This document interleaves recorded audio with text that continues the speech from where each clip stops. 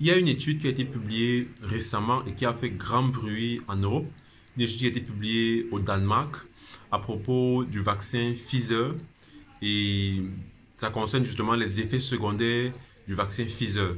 Ça a fait grand bruit parce que on s'est rendu compte au terme de cette étude-là que dans 4% des batchs représentaient approximativement 71% des effets secondaires. Donc on avait 71% des effets secondaires dans 4% des batchs qui ont reçu donc le vaccin.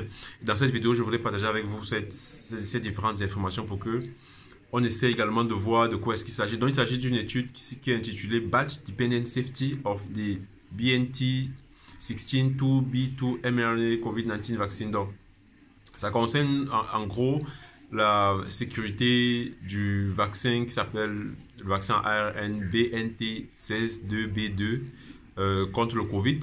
Et selon les différents batchs auxquels on a administré ces vaccins, vous savez, pendant la pandémie à coronavirus, notamment en Europe, les vaccins étaient administrés suivant des intervalles. Donc, il y avait des batchs, ce qu'on appelle des intervalles, c'est-à-dire à cet intervalle, si on peut administrer, on va appeler le batch 1, qui est le premier batch qui va recevoir le vaccin. Ensuite, il y aura un autre batch qui va recevoir le vaccin. Ensuite, il y aura un autre.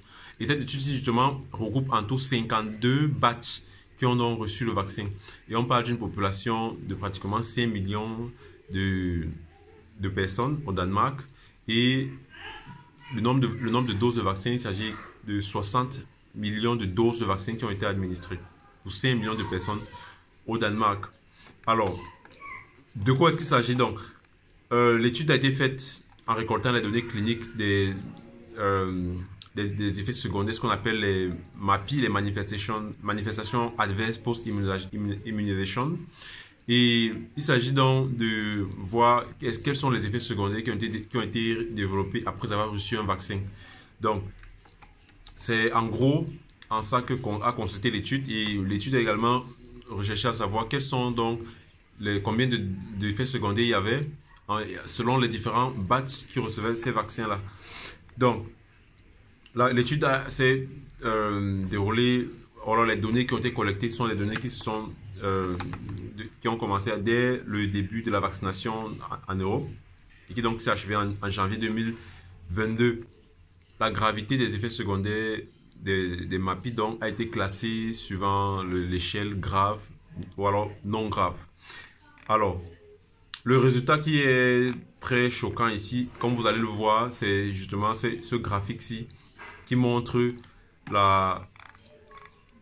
l'incidence des MAPI, des réactions secondaires donc, et qui montre comment est-ce que, avec la ligne qui est en bleu, j'ai écouté les explications d'une des chercheurs, notamment Max Schmeling, qui est une des chercheurs qui est intervenue sur la chaîne du John Campbell, et qui expliquait donc ce graphe-ci. Ce graphe-ci qui montre avec les trois couleurs, le bleu, le vert et le jaune. Et on voit, le bleu, c'est l'incidence des effets secondaires. Vous voyez l'incidence qui est très élevée. Voilà, le nombre de cas de MAPI est très élevé là.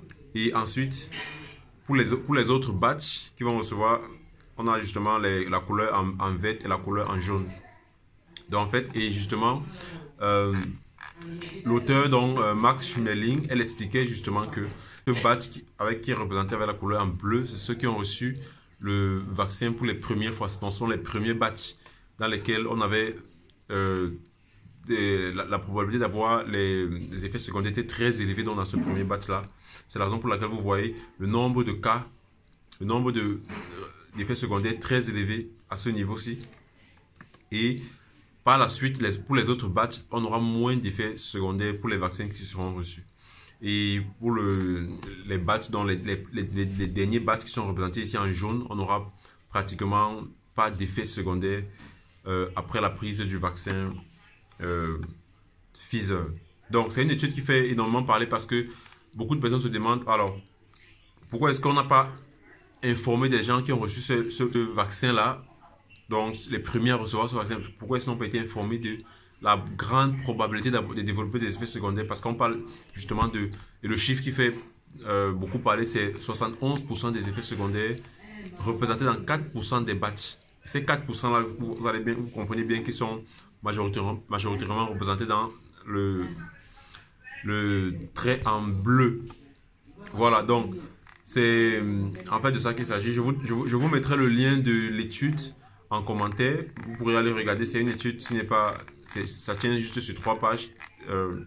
Vous pourrez facilement remarquer cela. Alors, justement, on peut essayer de réfléchir maintenant et de voir pourquoi est-ce qu'il y a eu cette variabilité en fonction des différents batchs. Est-ce que ceux qui ont reçu le batch, les premiers batchs là, est-ce qu'il n'y avait pas des problèmes ou alors des différences liées par exemple à la fabrication des vaccins, au stockage des vaccins, ou alors la manipulation des contrôles cliniques, ou alors est-ce qu'il y a d'autres facteurs qui expliquent que les premiers batchs ont eu beaucoup d'effets secondaires comparé aux batchs qui ont suivi par la suite. Donc, ce sont les autres variables qu'il faut interroger. Malheureusement, l'étude n'a pas pu évaluer ces variables-là parce que ce n'était pas possible en fonction des données disponibles. Donc, c'est une étude qui fait énormément parler en Europe. Tout le monde se demande, le vaccin Pfizer, est-ce qu'il est vraiment fiable? Est-ce qu'il est sécurisé?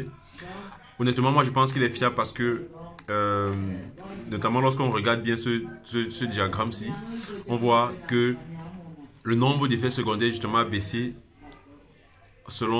avec le temps. Dans les batchs qui ont reçu le vaccin par la suite n'ont pas eu le nombre d'effets secondaires comme ceux qui ont reçu le vaccin dès le début.